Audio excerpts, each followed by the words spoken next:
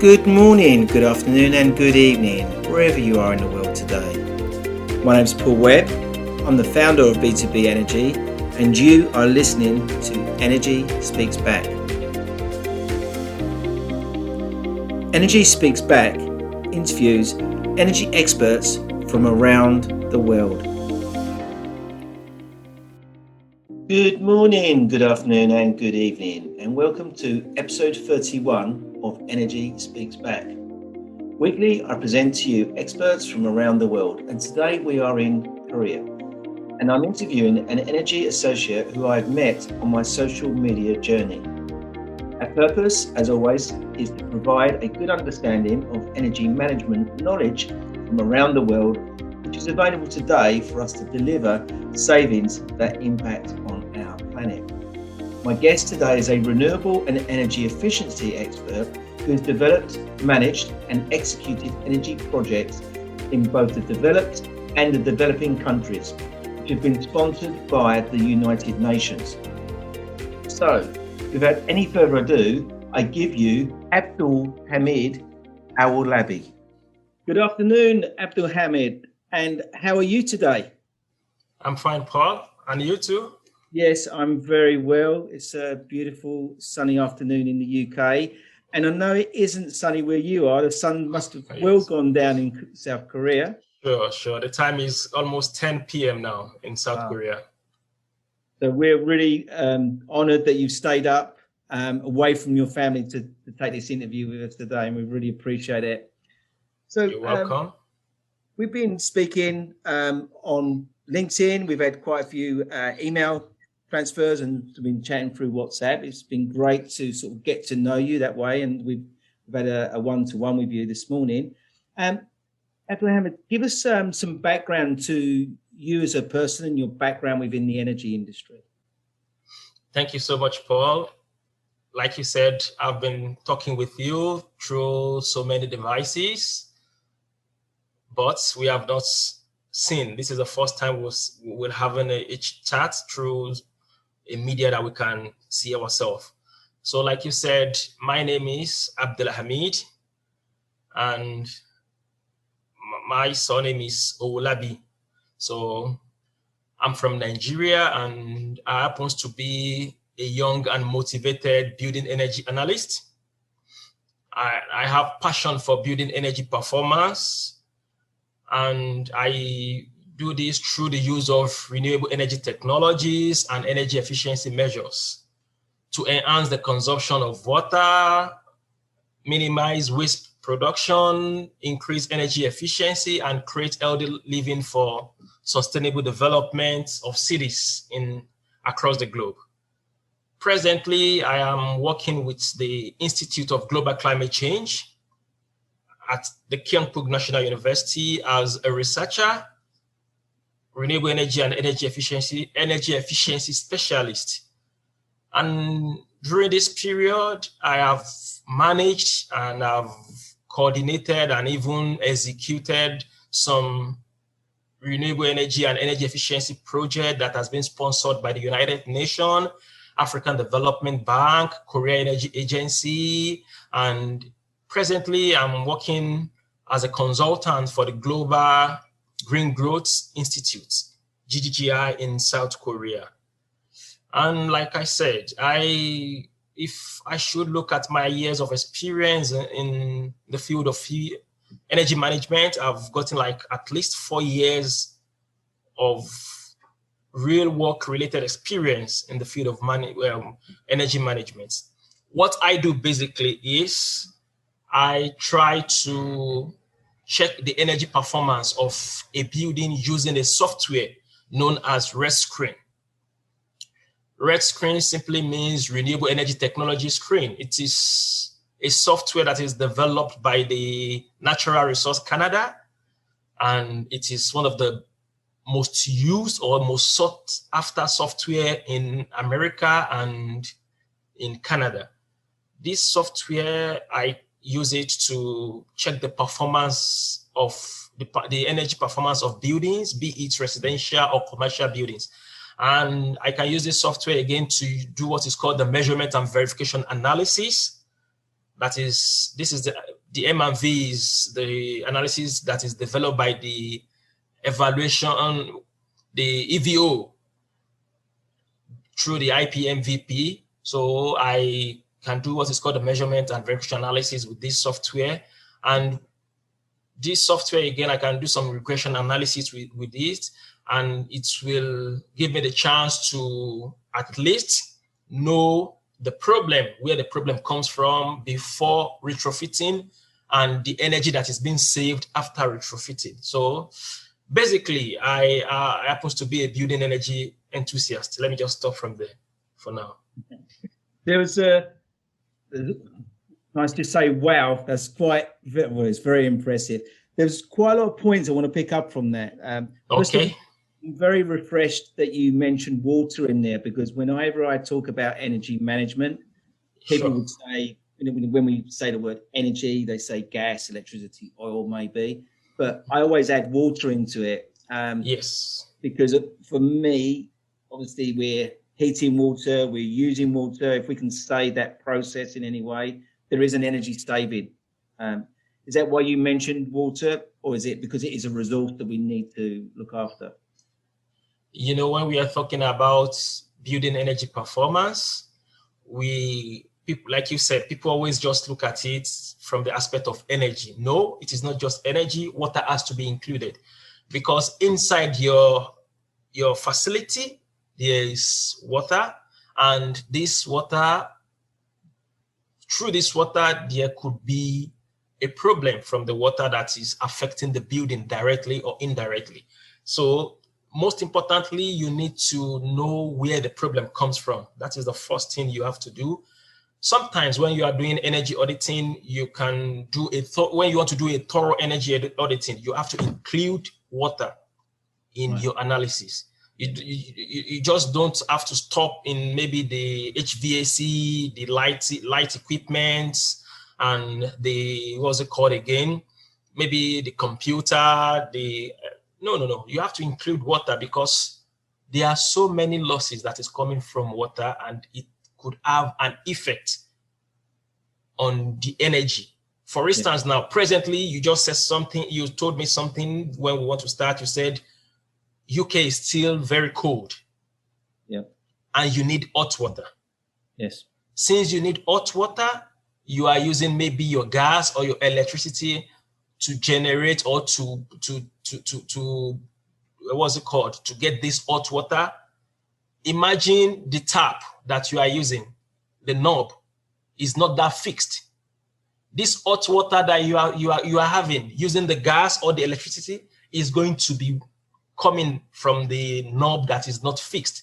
That is wastage. So one way or the other, you have to include water, because if that is happening, you will be using more electricity to have hot water, or you're going to be using more gas to have much water. So that is just it. I always call it my triple whammy. So you're going to pay to use that water because it's dripping. You have to pay. You have to pay to get rid of it through your sewage, and then you're paying for heating it. That is it. If it was associated with a swimming pool, you're probably paying to add a chemical to it. So you're losing chemical. There's significant cost. And water is very precious as far as I'm concerned. We need to protect that flow of water and the consumption of water. So exactly. You pushed so a lot of buttons in my brain regarding when you mentioned software, because I love software and energy management around software. But just before we go into too much depth about the software, I want to know about you. What gave you the passion originally to learn about energy and the job you're doing today? What's your drive every day? Sincerely speaking, I got this drive maybe 3 or 4 years back. Like, my background wasn't in energy efficiency, because I have my bachelor in a different area of specialization. That is where I have my bachelor degrees, and even I have 2 masters. And these 2 masters was not in any related field at all to energy efficiency. But when you want to do a PhD, this is what is going to define you. You have to sit down and look at what you really wanted to do in life. So when I got to South Korea, I realized, because where I came from, it's a temperate region. So the issue of winter or maybe summer or this is not there. Just maybe we call it raining season and dry season. So, and another thing is we don't usually use heater, floor heater. Yeah. So I don't really understand what is happening there. But when I came to South Korea for my master's, because I came to South Korea to do my master's before I did my PhD, that was where the idea now came, flow into me that I realized even if I on the heater, I still feel cold inside the room. What is causing this? I realized the building is not that energy efficient. What is this energy efficiency of a building all about? That is where I try to dig in. And from there, I realized this is what I can do my PhD on. So the passion just came from personal experience, what I felt inside the room. Because like other buildings around the world, most Korean buildings are not energy efficient, especially those that were built maybe some decades back. So you burn gas, you pay more bill, and at the long run, you feel cold inside the room again. So that is where the passion comes from. So like I can say like 4 years back. But what I've learned or what the things I've known within this short period of time, it's overwhelming. Would you like to one day take your knowledge back into your country and make a difference there? Is that your dream? Exactly. Sincerely speaking, what I wish to do is to just gain some knowledge, Like I said, like people always say that knowledge is what you acquire from the cradle to the grave. I believe, actually, I have a PhD, but I still need to learn from people, for instance, people like you that have been in the field for over 30 years, 40 years, because I realize this field is not about just reading books, making an assumption. The most important thing about building energy efficiency or energy management as a whole is the day-to-day activities that is happening in each and everyone's home. So from there, you can gather experience and bring it together. So that is what I'm trying to do. After I've gotten all this experience and exposure, I wish to go back to my country to set up my own company that I can, because in fact, my government, the government of my country rather, they are planning to go to be emission free by maybe 2050. Right. So, and I want to be part of those that will contribute to that. Yeah, that's amazing. I touch on the, so my education, so my background is electrical engineer and electronics engineer with nuclear power station. And after that, when I got into energy management, I had to learn with my hands and my mind actually getting stuck into the job by getting my hands dirty, doing regular works on energy assessments, working for controlled companies and things like that. There was never any books for us to pick up a book and learn energy management. Yes. We've always had to go in and sometimes it's trial and error. Yes, sure. Energy management with people is how you get people to make that difference. Exactly. So in fact, that is one of the reasons why I love the course, or I love the job rather. Because like you said, there's no particular book that you just pick and say, I will just want to read and digest and start using it. No. The best way to learn is from your day-to-day activities or your day-to-day interaction with building owners and even occupants. Yeah. Because the behavior of occupants really has a drastic effect on the building energy performance. Yeah. And my behavior is different from yours. And like others listening to us now, maybe I can be in this office and decide to just off the light. Another person will say, no, I don't want to off the light. And from there, we have different bills. Exactly. My common stories are someone's sitting next to each other in an office and someone's too cold, someone's too hot. Yes. The person who's too cold, they've got a very thin shirt on. The guy who's too hot's got a jumper, maybe a jacket on.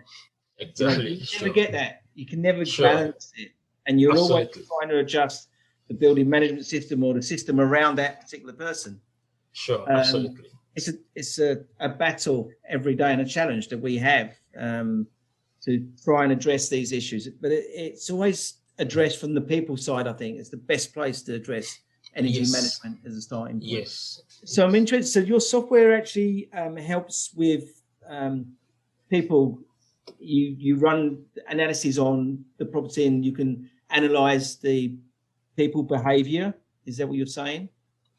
No, you mean with the software or what I've done? When the software, when you look at your software and the analysis that's been done, you can actually identify behavior patterns with people? No, the software cannot do that. Right. The software was not designed to do such. From what we have learned is that the first thing you have to do if you want to propose any retrofitting measures to maybe building owners is you have to do thorough energy audit. Right. A thorough assessment. So it is from the assessment you have to draw what is called a survey. From there, you ask so many questions. You ask the people living in the house so many questions. It is from their question. Then after that, what I will do is I will request for the bills, the gas bills and the electricity bills for at least maybe 2-3 years. So if you have 7 years, because the more the data, the accurate the results. Exactly. So when I have these bills, I put all the information I need inside the software. And from the software, I can easily tell them that this, for instance, maybe in 2017, you use so amount of gas, and in January, this is what happened, and you're not supposed to use that amount of gas in January. So that is where the behavioral, what's it called, comes from. So from there, I can able to advise that maybe next January you should do this. And it is not as if maybe I will just be saying it. I will have to show them, because they are going to see the regression analysis and other beneficiary analysis inside the software.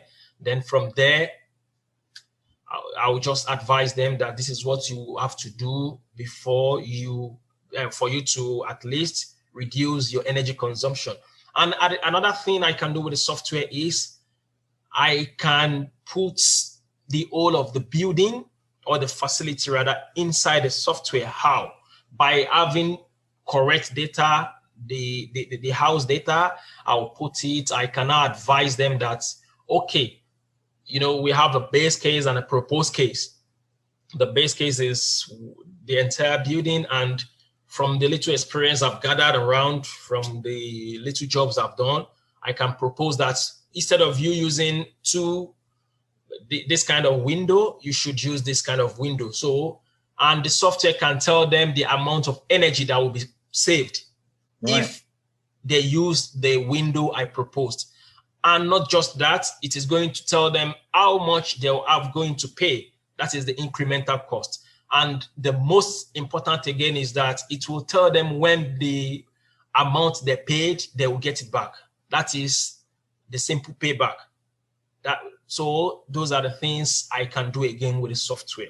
Then after I've done all this for them and they incorporated all the changes in the house, after a year, for instance, at least a year, I will come back again to the house, collect some information again. Then that is where I have to do what is called the measurement and verification analysis, M&V. It is from the M&V I can now tell them that, yes, with the retrofitting measures we did, this is the amount of energy you are saving or that you have saved. Then this is where we can now conclude the retrofitting measures really works. So that is what the software does. Excellent. That sounds really good. Yes. And where this software, is it just based in South Korea? Is it where it's No, like I earlier said, it is a software that is developed by the Canadian government. right? And in fact, I was given a license. I can't say a license, but I was given a recommendation. Let me use that word, not a license, sorry, to be the person that will be teaching the software in South Korea here. I have the letter with me, and I might share the screen with you if you want. Yeah. So I can go to colleges, I can go to offices to teach them how to use this software, not just for energy management, even for renewable energies, because the software do two things: renewable energy and energy efficiency. So it is a software that is developed by the Natural Resource Canada and under the government of Canada. That is, so it's a widely used software in Canada and in in USA. And for you to be an expert in the software, you have to do training that is being organized by the Canadian Institute of Energy Training, CIET. So I've done the training. Actually, I've not collected my certificate, is still with them, but I've done the training, and after the training, you do some exams and you'll be certified. So presently, I am a certified rescreen expert professional. Right. So, and this software you can apply this software to all types of buildings, residential and commercial, as you said, yeah? Yes, you can even apply this software to greenhouse buildings. Right. You can apply it for residential. You can apply this software for commercial buildings. You can apply for greenhouse agricultural buildings. You can apply it for so many things. And what have you just named the building? And does it give the property a score at the end of it? You said?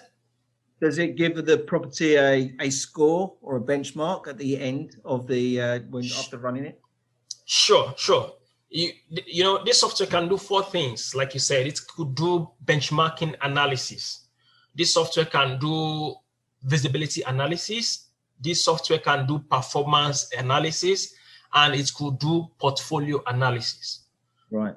So it's all encompassing. It's a software that at least for the portfolio analysis, I can just sit here and compare my facility with the facility in UK and use it to do some benchmarking. So yeah. It's software that is very, very good. It does four things too. You can use it to do four things: benchmarking, visibility, performance, and portfolio analysis. So we could have a building or a group of buildings, and we could just run this software on each of the buildings. It will benchmark the buildings, and it will give us a score and recommendations of what we need to be doing. Perfect. It could do that. That is the portfolio analysis aspect of the software. The one I described earlier was the performance analysis of the software and the visibility analysis of the software. So, and it's good. For our listeners today, can they get? Is there a website that we can point them to later on in this interview when I put some links? Yes. The let them just type Red Screen Expert Software on Google. The downloading is free, but for you to have access to the professional mode, you have to be paying every year. Yeah, subscription. Less than 1,000 Canadian dollars, and you see the reason for at least. What we'll do is when we launch this podcast, we'll actually put the link in the bottom. So if anyone's listening now, the link is going to be in our LinkedIn promotion when we set this. Yes. In fact, what I want to do, I always do some webinars through LinkedIn. Yeah. I have two webinars coming. The first one is the energy auditing using this software. And the second webinar is going to be on measurement and verification analysis using this software. So I have something I'm doing presently. Maybe if I'm through with it, I will do the webinar by the grace of God. Please use this platform. We're more than happy. We'd like that to be shared. This is the idea of our podcast, is to share energy experts' knowledge around the world. And this has been a perfect scenario where we're listening to we all need to know all these new technologies that are out there for us to grasp. Yes. And they're achievable to grasp, and they're ready to be used. Yes. And one thing I like is to teach people. I love to impact knowledge in maybe students, government officials, and what have you. So, like I earlier said, maybe people should watch out in the next few weeks. There's going to be what's it called, poster for the webinar, and the webinar is going to be free. Yeah. Because the webinar is being supported by the Red Screen, like I said, and the CIET. They are the one backing this webinar up. So I always do my webinars free. So all you just have to do is register, and when the time comes, you enjoy the free package. And I'm going to run them through how this analysis can be done. We are going to use a case study, maybe a facility here in Korea or anywhere in the world. So I'm going to teach them what the software is all about. And after that, I'm going to run this analysis for them to see. So it's going to be interesting. So viewers should watch out for the webinar. We definitely will be doing that. So tell us, what's your future? I know you want your long-term future is to go back to Nigeria, to your homeland, to really, stamp your authority on the environment there. What's your short-term goals currently? Sincerely speaking, my short-term goals is to acquire as much knowledge as possible in this field, and because I want to contribute to the sustainability of the environment. And I believe what I have presently is not enough. I still have a lot to learn from people like you and other experts in the field around the globe. And I believe the best way is to at least key myself in a company that aligns with my ideology. Why I said my ideology is a company that is working on energy efficiency, building energy performance, or facility performance.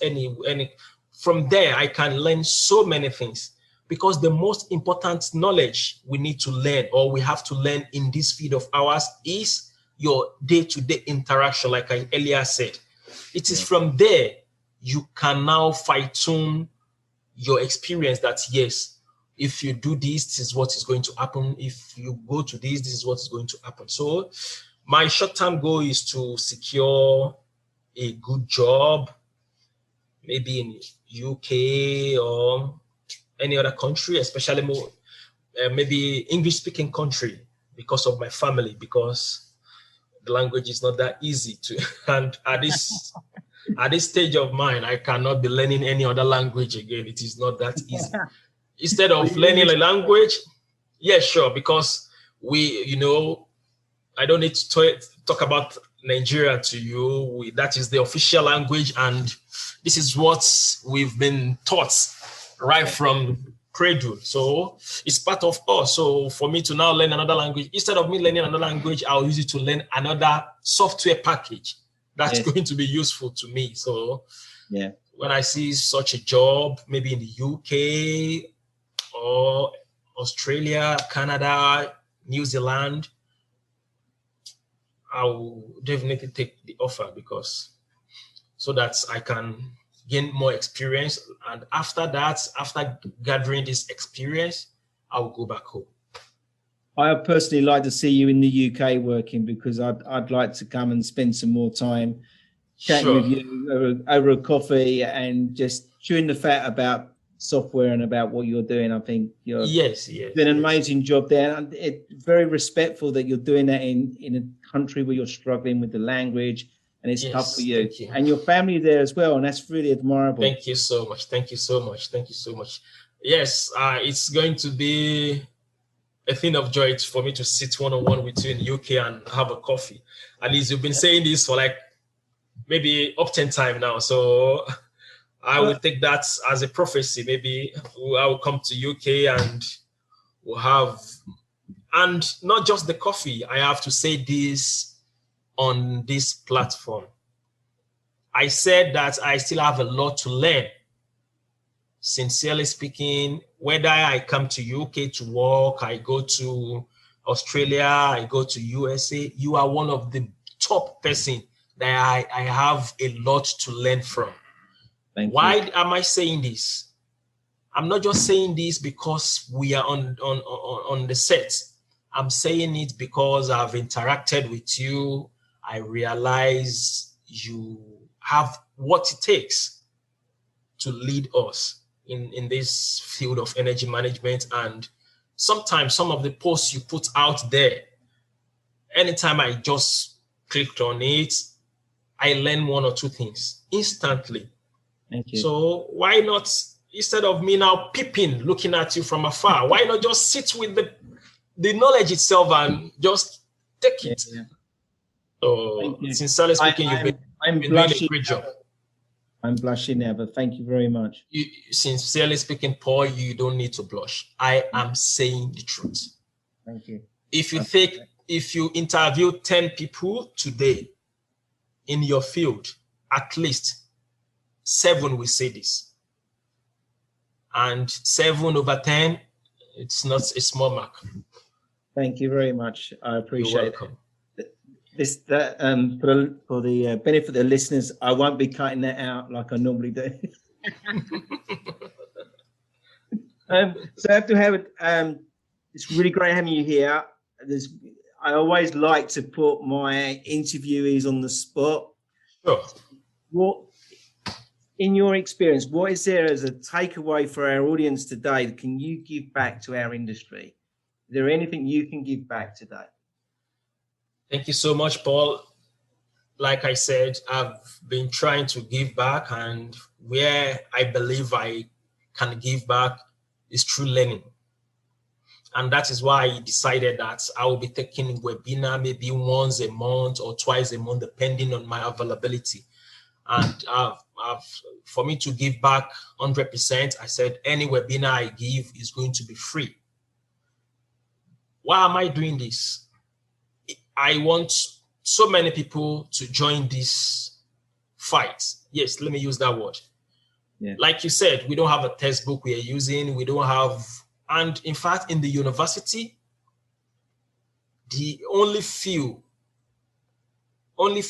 maybe universities that you are going to see that, yes, they have energy management as a course.